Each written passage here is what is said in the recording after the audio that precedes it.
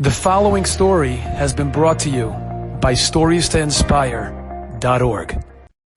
Frank, the Rabbi of Yerushalayim, lived on the first floor of an apartment building, and they would have minyanim in the corridor in front of his apartment. One day, Tzvi Pesach is sitting in the corridor a few minutes before Mincha, and a fellow walks in. The guy's not wearing a yarmulke. He's got a massive mane of hair. He's wearing short pants. And he walks in and he says, Matam mitpalim mincha. What time is Mincha exactly?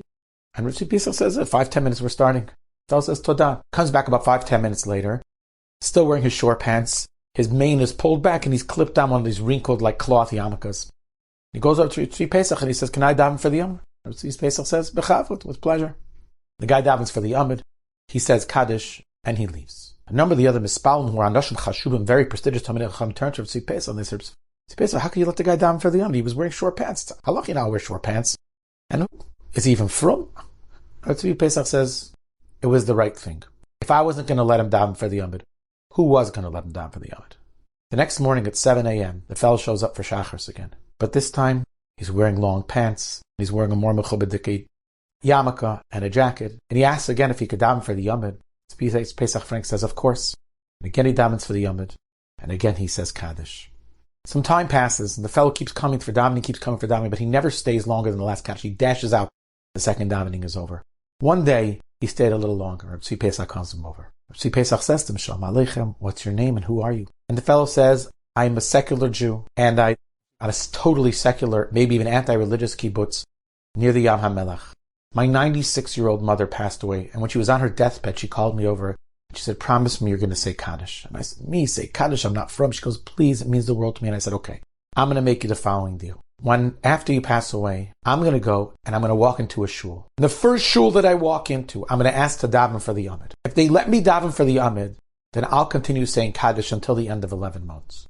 But if they don't let me daven for the Yomid, I'm pater from my shua, I'm pater from the Kabbalah that I've accepted upon myself, and I'm never saying Kaddish for you again. Moshe said, okay, try it. The fellow says, that mincha that I came in with no yarmulke, that was the time I was coming into a shul. I have no idea why I walked into where you are. Someone maybe told me on the street there's a mincha there. And you accepted me, and you let me daven for the Yom. And look, I haven't missed a day. I've been davening for the Yom ever since. And Tzvi Pesach was very nostalgic. He was emotionally moved.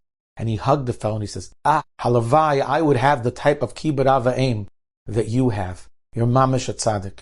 And the fellow left. The fellow didn't come back for a while. And Tzvi Pesach was nervous that maybe he said something that turned the fellow off. But a few months later, the fellow shows up one day.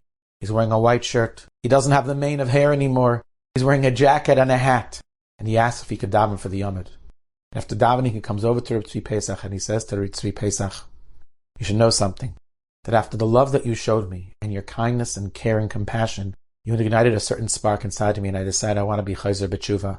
And I went to a place where I could start learning again. Rabbi, he says, I'm shemer Torah mitzvahs today, and it's all because you accepted me. That's the godless of a gadol, but there is a sequel to the story. They told the story over to Rav Gershon Edelstein, Zeichat Tzadik Levracha, and they said Lamaisa, how could he let the guy daven for the Yomid? There's halacha and there's halacha.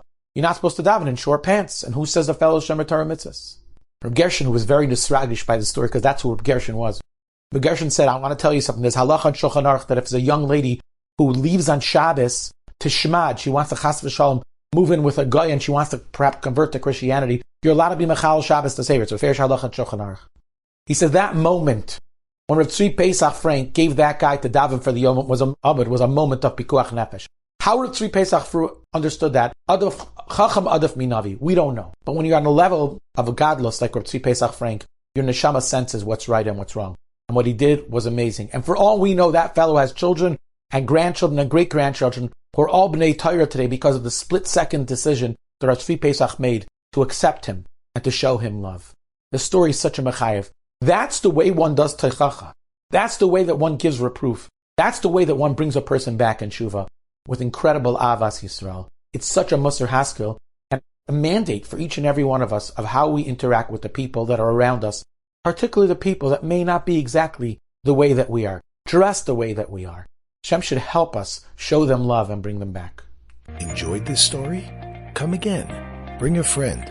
StoriesToInspire.org